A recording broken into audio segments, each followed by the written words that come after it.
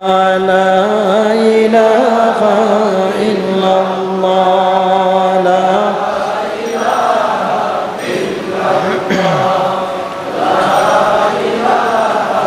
إلا الله لا إله إلا الله لا إله إلا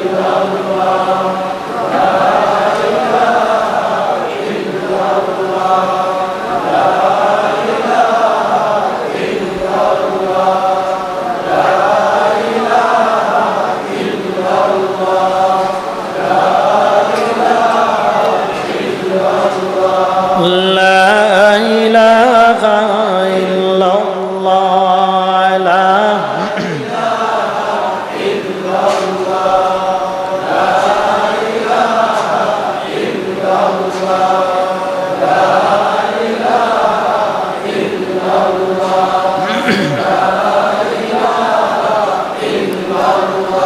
لا لا إله إلا الله لا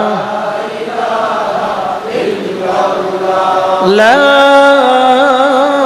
إله إلا الله محمد رسول الله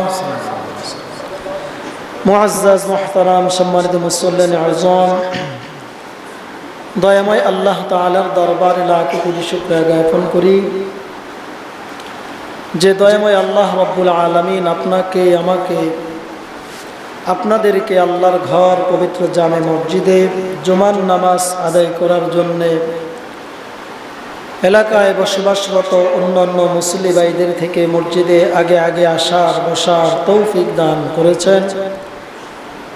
এজন্য মহান মনিবের দরবারে আমরা শুকরগুজার হই, প্রত্যেকে অন্তরে অন্তঃস্থল থেকে শুকরিয়া দান আদায় করি, বলি আলহামদুলিল্লাহ।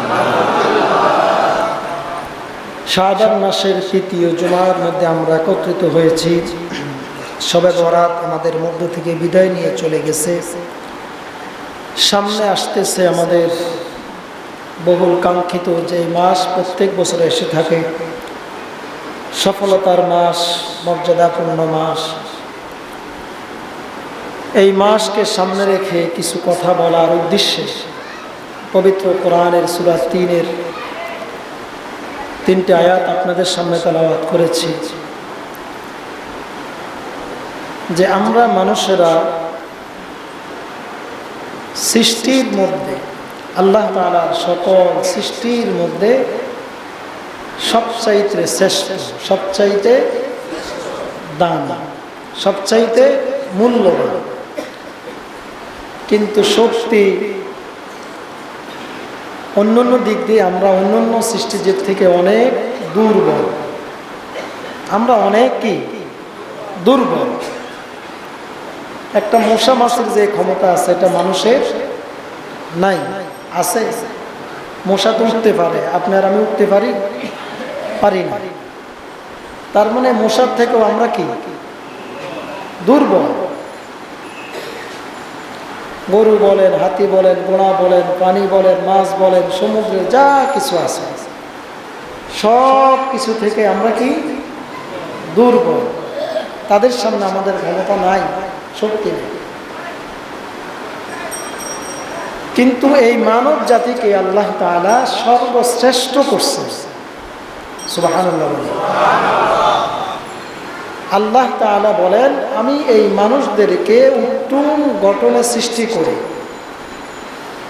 অন্যান্য সৃষ্টির মধ্যে তাদেরকে উন্নত এবং মহান চরিত্র করে তৈরি করে সকল সৃষ্টির উপর এই মানুষগুলাকে আমি আল্লাহ তাআলা সম্মানিত করেছি। সুবহানাল্লাহ। কি করছেন? সকল সৃষ্টিজীবী থেকে, সৃষ্টির দিক থেকে মহান চরিত্রবান করে সবার উপরে আল্লাহ তাআলা আমাদেরকে সম্মানিত করেছেন। সুবহানাল্লাহ।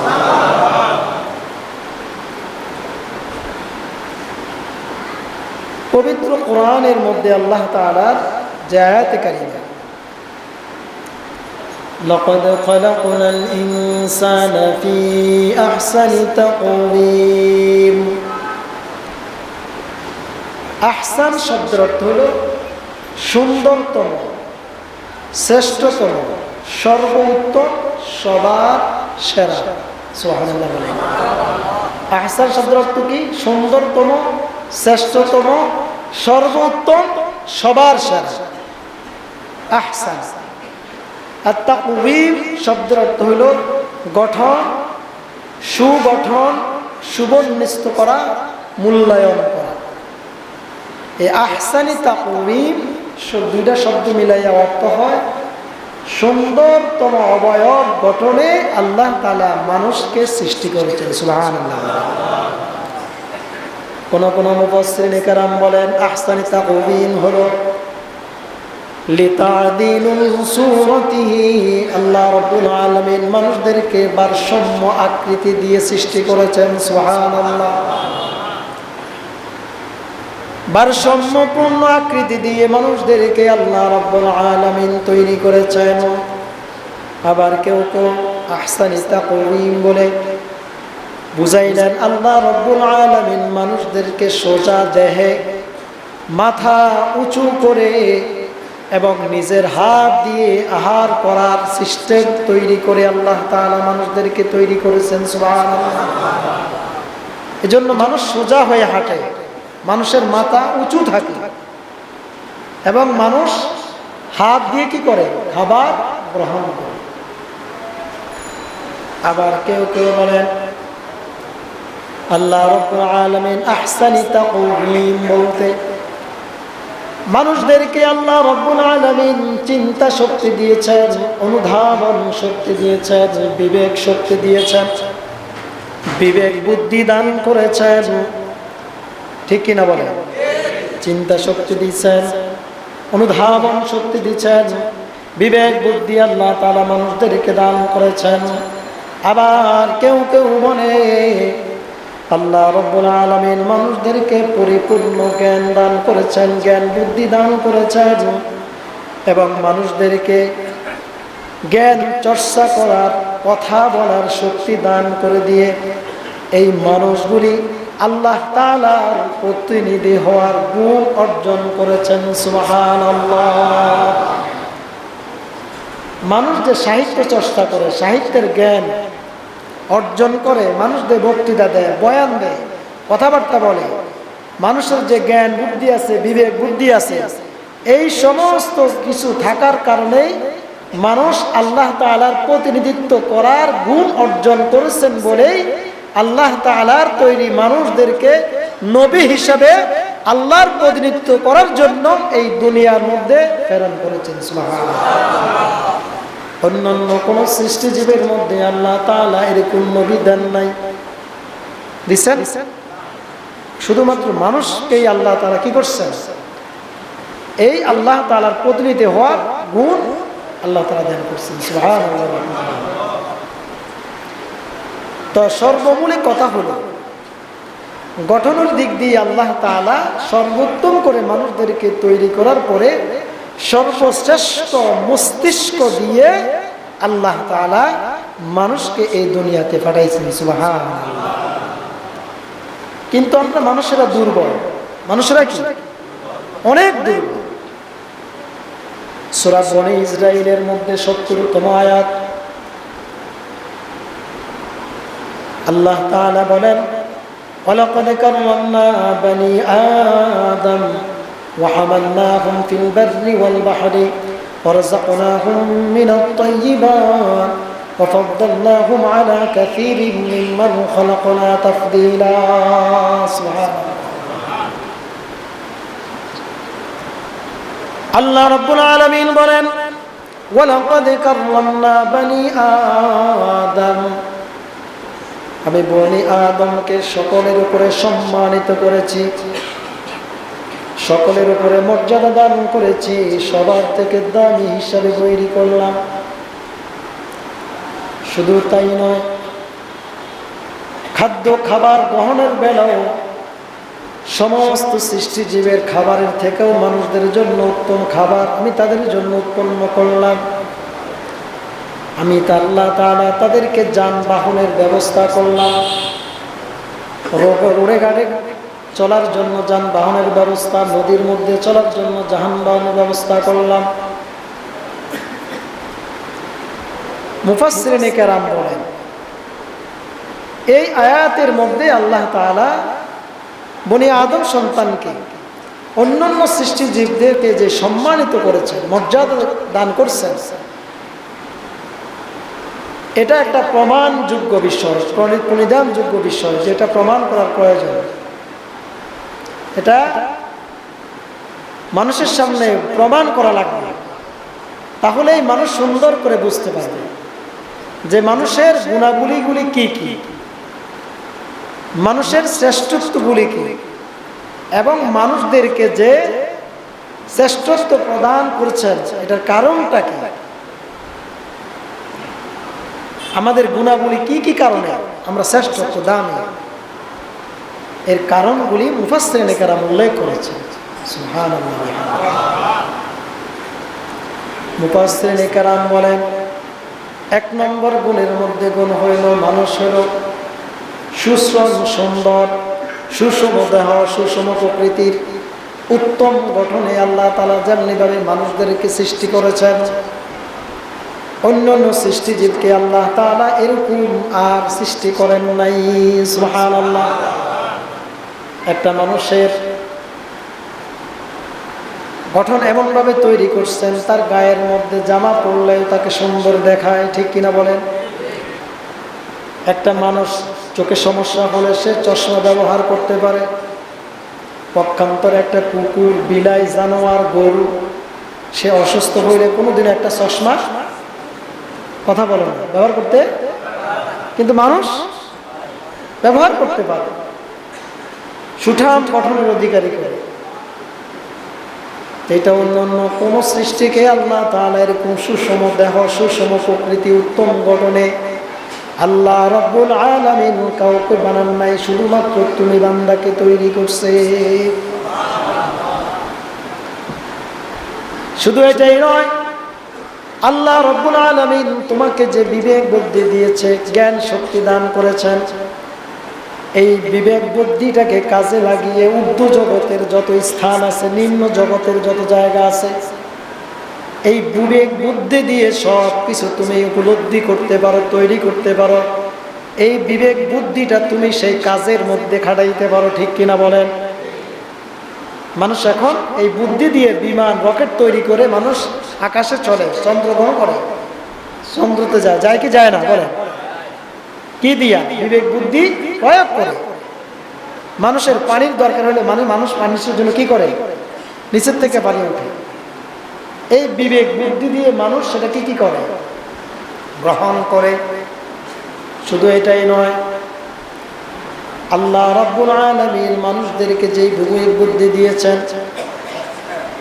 এই বিবেক বুদ্ধিটাকে কাজে লাগিয়ে বিভিন্ন ধরনের সৃষ্টিজীবকে সংমিশ্রণ করে শিল্পদ্রব্য তৈরি করে, এটার উপরে মানুষ বসবাস করে, মানুষ চলাচল করে, মানুষ সেটার উপরে ব্যবহার করে। সুবহানাল্লাহ বলে।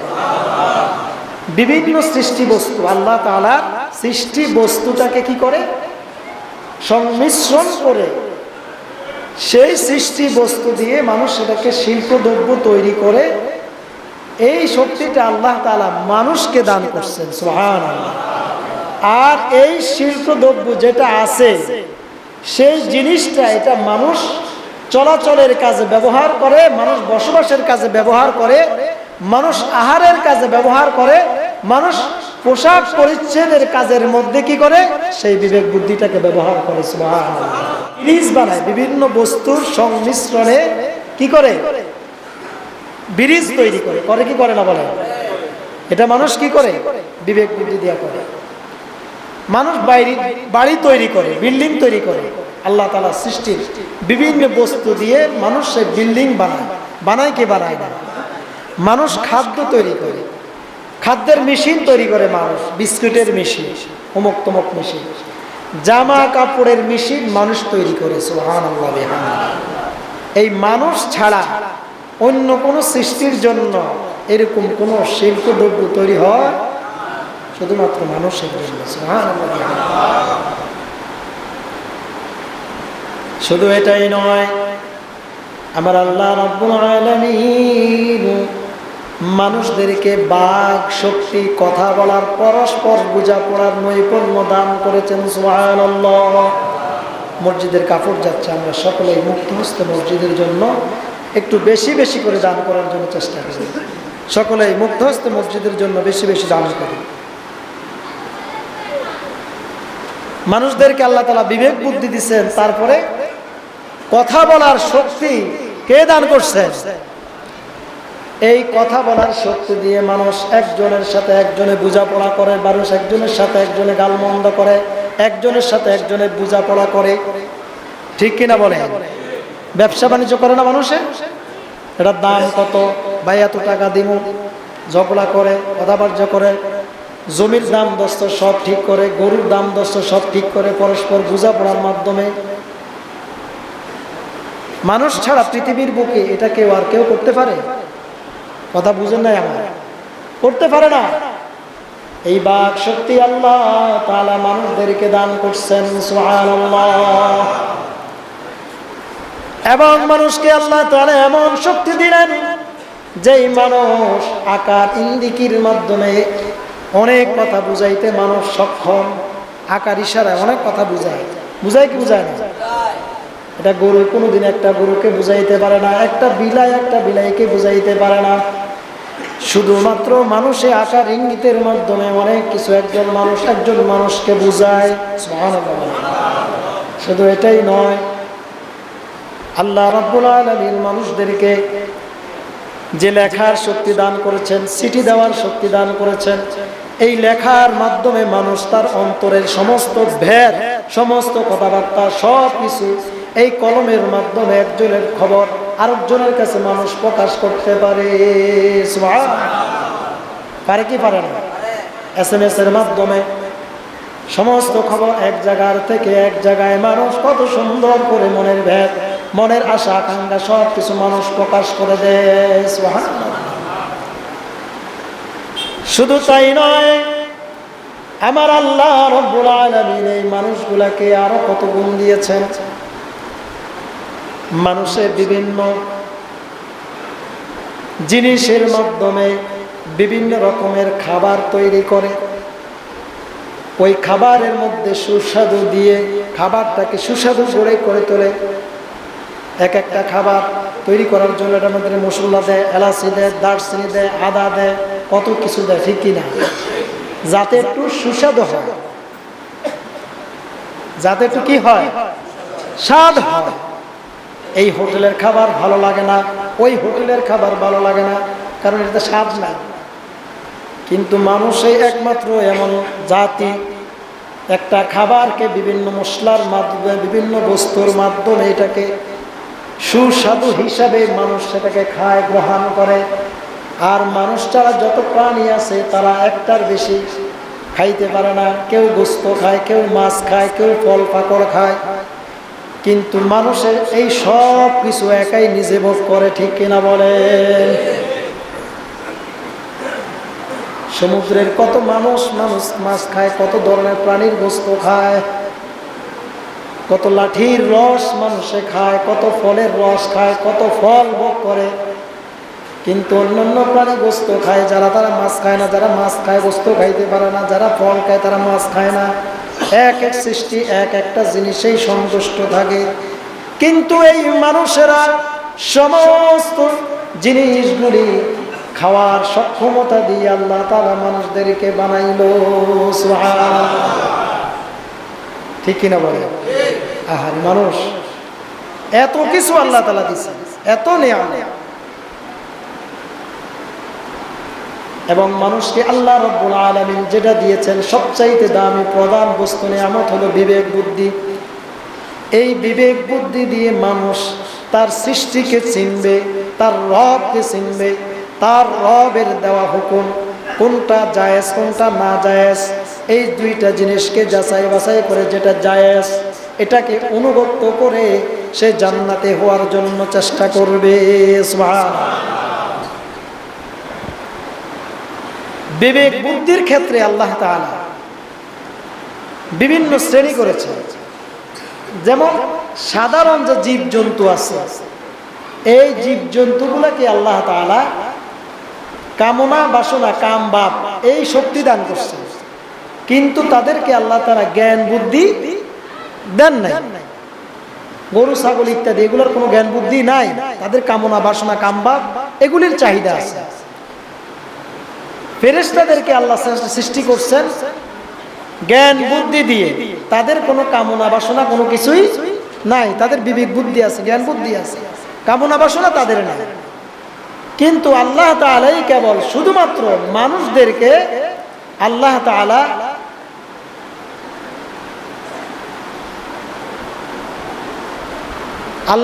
শুধুমাত্র মানুষদেরকে একমাত্র কি করছেন, এই বিবেক বুদ্ধিও দান করছেন, কামনা বাসনাও মানুষদেরকে কি করছেন, দান করছেন। কিন্তু জানোয়ার রেখে আল্লাহ তাআলা কি করছেন, কামনা বাসনা ক্ষমতা দিছে কিন্তু বিবেক বুদ্ধি দেয়নি। ফেরেশতাদেরকে আল্লাহ তাআলা বিবেক বুদ্ধি দিছে কিন্তু কামনা বাসনা ক্ষমতা দেয়নি। কিন্তু মানুষদেরকে আল্লাহ তাআলা বিবেক বুদ্ধিও দান করছেন, কামনা বাসনা পূরণ করার ক্ষমতাও আল্লাহ তাআলা তাদেরকে দান করছেন। সুবহানাল্লাহ। এবং মানুষ এই কামনা বাসনা থেকে বিরত থাকবে। কামনা বাসনা থেকে বিরত থাকার পরে যখন আল্লাহ তাআলার আনুগত্য পোষণ করবে, আল্লাহ রাব্বুল আলামিনের অপছন্দনীয় জিনিস থেকে যখন তারা নিজেকে বিরত রাখবে, তখন ওই মানুষগুলিকে আল্লাহ তাআলা ফেরেশতাদের থেকেও বেশি মর্যাদা দান করবে। ফেরেশতাদের থেকেও আল্লাহ তাআলা তোমাদেরকে মর্যাদা দান করবে। বিবেক বুদ্ধির ক্ষেত্রে জিন জাতি, জিন যদি মানুষের সমতুল্য হয়, তারপরেও জিন থেকেও মানুষ হাজার হাজার গুণ শ্রেষ্ঠ। সুবহানাল্লাহ। এবার হলো ফেরেশতা। সাধারণ মুমিন মুসলমান যারা দরবেশ ওলি সৎকর্মশীল মুমিন, এই সমস্ত মানুষেরা সাধারণ ফেরেশতাদের থেকেও দামি। সুবহানাল্লাহ। সাধারণ ফেরেশতা থেকেও কি তাদের মর্যাদা আরো বেশি দাম। আর যারা বিশেষ শ্রেণীর ফেরেশতা আছে, সেই সমস্ত ফেরেশতা দেখে পয়গম্বরগণ যারা নবী রাসূল, তাদের মর্যাদা আরো বেশি দাম। সুবহানাল্লাহ। যেমন জিবরিল আলাইহিস সালাম, মিকাইল আলাইহিস সালাম, ইসরাফিল আলাইহিস সালাম, এই চারজন ফেরেশতা থেকে নবী রাসূলরা দামি, কিন্তু সাধারণ মুমিনরা তাদের থেকে দামি না। সাধারণ ফেরেশতাদের থেকেও সাধারণ মুমিন মুসলমান সৎকর্মশীল বান্দারা দরবেশ তারা অনেক দাম, কিন্তু এই চার ফেরেশতার নিচে। আবার এই চার ফেরেশতাদের উপরে হলো নবী রাসূলদের মর্যাদা। সুবহানাল্লাহ। আর এখন হইল পাপিষ্ঠ গুনাহগার নাফরমান যারা আছে, তাদের মর্যাদা ফেরেশতাদের কাছে তো দূরে থাক, ফেরেশতাদের সমতুল্য তো হবেই না। তাদের যে অর্জন, তাদের যে কামাই, পাপিষ্ঠ নাফরমান কাফের বেঈমান, তাদের যে ফল, তাদের যে রেজাল্ট, এটা তো ফেরেশতাদের দ্বারা কাছে হবেই না। বরং তারা হইল নিকৃষ্ট জানোয়ার, হায়ওয়ান থেকেও তাদের মর্যাদা আরো নিচে। নাউজুবিল্লাহ। তাদের শ্রেণী কোথায়? আরো নিম্নতর, আরো নিচু জায়গায়। তো এই জন্য মানব জাতিকে আল্লাহ তাআলা এত নিয়ামত দিয়ে সৃষ্টি করেছেন আল্লাহ তাআলা। এই জন্য কোরআন শরীফে আল্লাহ তাআলা উদাহরণ দিয়েছেন, ওয়াল আদিয়াতি দবাহা। কি জানছেন? উদাহরণ দিয়েছেন। একটা ঘোড়ার কথা আল্লাহ তাআলা বলছেন। একটা ঘোড়া একটা নির্বোধ প্রাণী, বোবা প্রাণী, সে কোনো কথা বলতে পারে না, অবলা একটা প্রাণী। ওই ঘোড়াটার গলার মধ্যে যদি মালিক একটা গাড়ি চড়াইয়া দেয়, দুই চাকা বাহিত একটা গাড়ি তার গলার মধ্যে জড়াইয়া দেয়, ওই ঘোড়াটা কোনোদিন মালিকের অস্বীকার করে না, মালিকের হুকুম অমান্য করে না, মালিকের সাথে বেঈমানি করে না। এটা বলার উদ্দেশ্য হলো আমরা আল্লাহ তাআলার এত নিয়ামত ভোগ করি, কিন্তু একটা ঘোড়া সামান্য খড় কুটার বিনিময়ে তার মালিকের কিভাবে গোলামি করে। যেই গাড়িটা ঘোড়ার গলার মধ্যে জড়াইয়া দেওয়া হয়, ওই ঘোড়ার মধ্যে কয়েকশো বস্তা থাকে, ঠিক কিনা বলে? সে মালিকের নাফরমানি করে না, মালিকের হুকুম অমান্য করে না। সে সারাদিন মালিকের হুকুম মান্য করে, সে বলে না আমি অসুস্থ হয়ে গিয়েছি। প্রথম দিন কাজ করে, দ্বিতীয় দিনও কাজ করে, সে যদি বলতে চায় নিজের কথা, কিন্তু সে বোবা হওয়ার কারণে বলতে পারে না। সে বলতে পারে না আমি অসুস্থ হয়ে গেছি, আজকে আপনার ডিউটি করব না। ওই মালিকটাকে আল্লাহ তাআলা, তার ওই গুণাটাকে আল্লাহ তাআলা মালিকের এতটাই অনুগত্য বানায়া যায়, এই গুণা তার প্রয়োজনীয় কোনো কথা তার মালিককে বলতে পারে না। সুবহানাল্লাহ। ঘোড়ার যদি অসুস্থ হয়ে যায়, ঘোড়া বলতে পারে না মালিক আমি অসুস্থ হয়ে গিয়েছি। ঘোড়া যদি ওষুধ প্রয়োজন হয়, মালিককে বলে না আমি অসুস্থ হয়ে গেছি, আমাকে ওষুধ দেন। ঘোড়া যদি ক্ষুধার্ত হয়ে যায়, বলতে পারে না মালিক আমি ক্ষুধার্ত, আমাকে খাবার দেন। ঘোড়া যদি পিপাসা লাগে, ঘোড়া মালিককে বলতে পারে না আমাকে পানি খাওয়াই, আমাকে তৃষ্ণা নিবারণ করেন। এরকম বলে? কোনোদিনও বলতে পারে না। শুধু তাই নয়, প্রচণ্ড গরম, তার প্রাণ ওষ্ঠাগত, তার প্রাণ বের হয়ে যায়, পানি তৃষ্ণা নিবারণ করার জন্য পানি খেতে মন চায়, সে জবান খুলে মালিককে বলতে পারে না। মালিক যখন এক রাস্তার পাশে, ড্রেনের পাশে দাঁড়ায়, মালিক হোটেলে গিয়ে ভালো খাবার খায়, কিন্তু ওই গোড়া ওই ড্রেনের ময়লা পানি খাইয়ে তার তৃষ্ণা নিবারণ করে। ঠিক কিনা বলে? তার তৃষ্ণা কি দিয়ে নিবারণ করে? ময়লা পানি খায়া। সে মালিকের কাছে বলতে পারে না যে আমার পানির তৃষ্ণা লেগেছে। সারাদিন ক্লান্ত শ্লান্ত হয়ে যখন ঘরের মধ্যে আসে, মালিক তাকে খাদ্য হিসাবে অল্প সামান্য পরিমাণ খাবার দেয়। এই সামান্য পরিমাণ খাবার খেয়ে ওই ঘোড়াটা মুখ বন্ধ করে সহ্য করে নেয়, তার পেট ভরে নেয়। এই কথাটা মালিককে খুলে বলতে পারে না, বলে না যে মালিক আমি আপনার এত কাজ করলাম, এত সময় দিলাম, তারপর আপনি আমাকে সামান্য পরিমাণ খাবার দিছেন।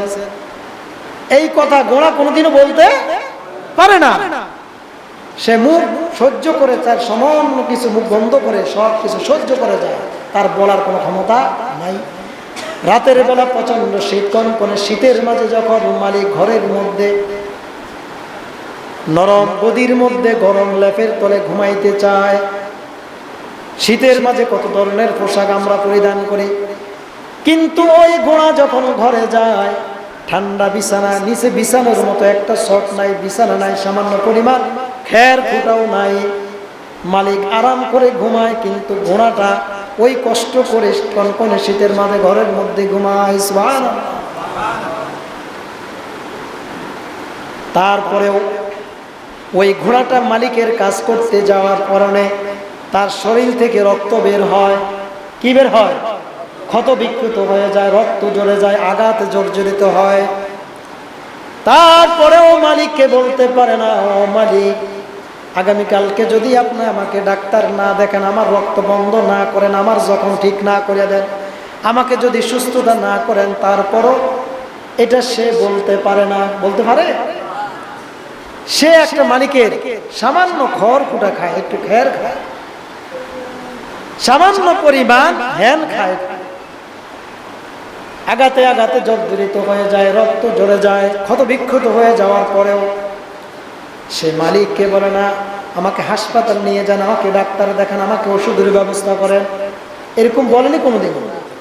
তারপরেও মালিক প্রত্যেক দিন তাকে দিয়ে কি করা?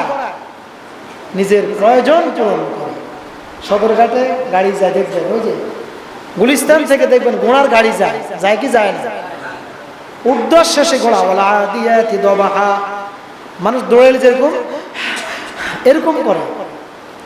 ঘোড়া এটা বুঝাইতে চায় ওই মালিক তুমি আমার ঘাড়ের মধ্যে আসো, তোমাকে নিয়ে চলতে, তোমাকে নিয়ে যাইতে আমার কিন্তু দম বাইর হয়ে যায়। ঠিক কিনা বলে? আমার অনেক কষ্ট হয়, তারপরও তোমাকে আমি নাফরমানি করে তোমাকে আমি ফেলে দেই না। সামান্য পরিমাণ খের কোটার বিনিময়ে আমি অবলা প্রাণীটা তোমার অবাধ্য হয়ে গিয়েছে, তোমার গোলাম হয়ে গিয়েছে। রাত নাই দিন নাই, কোনো দিবস বন্ধ দেই না, প্রতিটা মুহূর্তে তোমার জন্য আমি পাগল হয়ে থাকি, প্রস্তুত হয়ে থাকি তোমার খুশি করার জন্য। ঠিক কিনা বলো? শুধু তাই নয়, মালিক যখন এই ঘোড়া নিয়ে রণাঙ্গনে রওনা দেয়, জিহাদের ময়দানে যায়, ওই ঘোড়ার সামনে সশস্ত্র বাহিনী যুদ্ধ করবে, এমন অবস্থায় মালিক শুধু পায়ের দ্বারা একটু ইশারা দেয়, ইশারা পেয়ে ঘোড়াটা বিনা বাক্যে তার জীবন বাজি রেখে সেই সশস্ত্র বাহিনীর উপরে ঝাঁপাইয়া পড়ে। ঠিক কিনা বলেন? সমস্ত তীরের বৃষ্টি সে উপেক্ষা করে, তরবারির আঘাতকে সহ্য করে, আঘাতে আঘাতে জর্জরিত হয়ে যায়, শরীর থেকে রক্ত বের হয়ে যায় শুধুমাত্র মালিকের একটা পায়ের ইশারার কারণে। আর সে সেখান থেকে কোনোদিন পিছপা হয় না। প্রয়োজনে গোনা মনে মনে বলে, আমি আমার জীবন দিব, আমার মালিকের হুকুম আমি কোনোদিনও অমান্য করব না। সুবহানাল্লাহ। গোনা মনে মনে বুঝাইতে চায়, আমি পিছপা হওয়ার লোক না। সামান্য পরিমাণ আপনার কাছ থেকে আমি নিয়ামত ভোগ করি, আমার মালিক লজ্জিত হবে, আমার মালিক শরম পাবে, আমার মালিক পরাজিত হবে। এই জন্য ঘোড়া ওই শত্রুর বাহিনীর সৈন্যবাহিনীর দলকে তছনছ করে নিজের জীবনকে বাজি রেখে মালিককে জয়ী করে সেখান থেকে ফিরে চলে আসে। ঠিক কিনা বলে? আর আমরা মানুষ, আফসোস আমাদের জন্য, আমরা মানুষ হইয়া আল্লাহ তাআলা আমাদেরকে এত সুন্দর গঠন আকৃতি দিয়ে আল্লাহ তাআলা আমাদেরকে সৃষ্টি করেছেন, তৈরি করেছেন। এই শরীরের মধ্যে 360টা জোড়া আছে। কয়টা জোড়া আছে? এই 360টা জোড়া কত সুন্দর সচল আছে, চলতেছে, ফিরতেছে।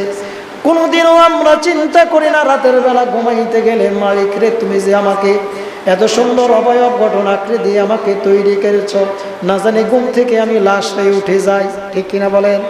আমরা কোনোদিন চিন্তা করি? কোনোদিনও চিন্তা করি না, কোনোদিনও ভাবার চিন্তা করি না। এই মালিকের এত নিয়ামত ভোগ করেছি, এত কিছু আলো বাতাস ভোগ করতেছি, সূর্যের আলো ভোগ করতেছি, কত নিয়ামত ভোগ করতেছি। ওই ঘোড়াটা সামান্য পরিমাণ নিয়ামত খাওয়ার কারণে, সামান্য পরিমাণ খড়খোটা খাওয়ার বিনিময়ে ওই মালিকের এতটাই গোলামি করে, মালিকের কোনো নাফরমানি করে না, কোনো হুকুম অমান্য করে না।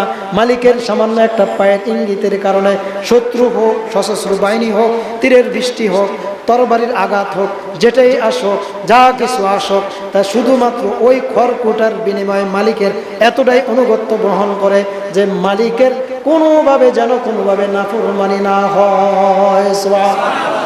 তো আমরা ওই ঘোড়া থেকে শ্রেষ্ঠ, দামি। ঠিক কিনা বলেন? কথা বুঝেন নাই? ঘোড়া থেকে আমরা শ্রেষ্ঠ নয়, আমরা দামি নয়। আমাদের মর্যাদা কি বেশি না? আর থেকে হাজার হাজার গুণ বেশি। তাহলে আল্লাহ তাআলার কত নাজ নিয়ামত, কত কিছু, কত নিয়ামত আমরা খাইতেছি। এই নিয়ামতের বর্ণনা দিলেও শেষ করা যাবে। সুবহানাল্লাহ। এজন্য আল্লাহ তাআলা আমাদেরকে সৃষ্টি করছেন কিসের জন্য? তার গোলামি করার জন্য, তার ইবাদত করার জন্য, তার দাসত্ব করার জন্য। যে আয়াতে কারিমা তেলাওয়াত করলাম, ওয়ালাকাদ যারানা লিজাহান্নামা কাসীরাম মিনাল জিন্নি ওয়াল ইনস। আল্লাহ রাব্বুল আলামিন বলেন, আমি অধিকাংশ জিন এবং ইনসানের জন্য জাহান্নাম তৈরি করছি, জাহান্নাম সৃষ্টি করেছি। মুফাসসিরিন কিরাম বলেন, কি কারণে আল্লাহ তাআলা আমাদেরকে জাহান্নাম, আমাদের জন্য জাহান্নাম সৃষ্টি করেছেন, জাহান্নামে নিক্ষেপ করবেন। আল্লাহ রাব্বুল আলামিন বলেন, লাহুম কুলুবুল লা ইয়াফকাহুনা বিহা। আমি আল্লাহ তাআলা তাকে অন্তর দিয়েছি, সেই অন্তর দিয়ে সে অনুধাবন করে নেয়। ওয়ালাহুম আ'য়ুনুল লা ইউবসিরুনা বিহা। আমি আল্লাহ তাআলা তাকে চক্ষু দান করেছি, এই চক্ষু দিয়ে সে দেখার মতো দেখে নেয়। ওয়ালাহুম আযানুল লা ইয়াসমাউনা বিহা। আমি আল্লাহ তাআলা শোনার মতো, শ্রবণ শক্তি নেওয়ার মতো কান দান করেছি, ওই কান দিয়ে সে কোরআন হাদিস শুনে নেয়, কোরআন হাদিসের কথাগুলি মানে নেয়। আমি আল্লাহ তাআলার অনুগত্যের কথা শুনে নেয়। উলাইকা কাল আনআমি বাল হুম আদাল। এই সমস্ত মানুষেরাই হলো চতুষ্পদ জন্তু থেকেই নিকৃষ্ট। নাউজুবিল্লাহ। তাদেরকে চক্ষু দিয়েছি বোঝার জন্য, করার জন্য একটা অন্তর দিয়েছি, যেই অন্তর দিয়ে সে ভালো মন্দ যাচাই করবে, কোনটা আল্লাহর রাস্তা, কোনটা শয়তানের রাস্তা, কোন রাস্তায় গেলে আমি জাহান্নাম থেকে বাঁচবো, জান্নাতে যাইতে পারবো, কোন রাস্তার মধ্যে গেলে আমার মাওলার সাথে আমার পরিচয় লাভ হবে, কিয়ামতের ময়দানে মাওলার সাক্ষাৎ পাবো, কিয়ামতের ময়দানে জাহান্নাম থেকে নিজের দেহটাকে বাঁচাইতে পারবো। সে কি এই রাস্তায় গেল নাকি জাহান্নামের রাস্তায় গেল, এই দিল দিয়ে, এই অন্তর দিয়ে, এই চক্ষু দিয়ে সে কল্পনা করে নাই, ভাবে নাই, তার দেহটাকে নিয়ে চিন্তা করে নাই। এই জন্য অধিকাংশ মানুষ যে ইনসাতের জন্য আমি আল্লাহ তাআলা জাহান্নাম তৈরি করে রেখেছি। নাউজুবিল্লাহ। তা আমরা কি জাহান্নামে যাব না জান্নাতে যাব? কথা বলেন, কোথায় যাব? আমরা জান্নাতে ছিলাম, এই জান্নাত থেকে আল্লাহ তাআলা আমাদেরকে দুনিয়াতে আসছেন। এখন যদি আমরা আমাদের কর্মে আল্লাহ তাআলা সন্তুষ্টি করে যেতে পারি, অবশ্যই আল্লাহ তাআলা আমাদেরকে জান্নাতের মধ্যে পৌঁছায় দিবেন। সুবহানাল্লাহ। এজন্য ইনশাআল্লাহ আমরা এখন থেকে সামনে যেহেতু রমজান মাস আসতেছে ভাই, প্রত্যেকেরই বলি আমরা নেক আমল করার জন্য চেষ্টা করি, আমলের জন্য আমরা উদ্বুদ্ধ হই। আল্লাহ তাআলার একটা নিয়ামতের কথা যদি কিয়ামতের ময়দানে আল্লাহ জিজ্ঞাসা করে, আমরা জিজ্ঞাসার জবাব দিতে পারবো না। এজন্য আল্লাহ তাআলা আমাকে দুর্বল করে হলেও ইবাদতের মাধ্যমে আমি আমার শ্রেষ্ঠত্ব মর্যাদা নিয়ে আল্লাহর কাছে দাঁড়াইতে পারবো। সুবহানাল্লাহ। আল্লাহ তাআলা আমাদের সবাইকে তৌফিক দান করেন, সকলে বলুন আমিন। এখন থেকে আমরা যেন রমজানের প্রস্তুতি নিতে পারি, 30টা রোজা যেন আমরা রাখতে পারি, আল্লাহ তাআলা আমাদের তৌফিক দান করেন, সকলে বলুন আমিন।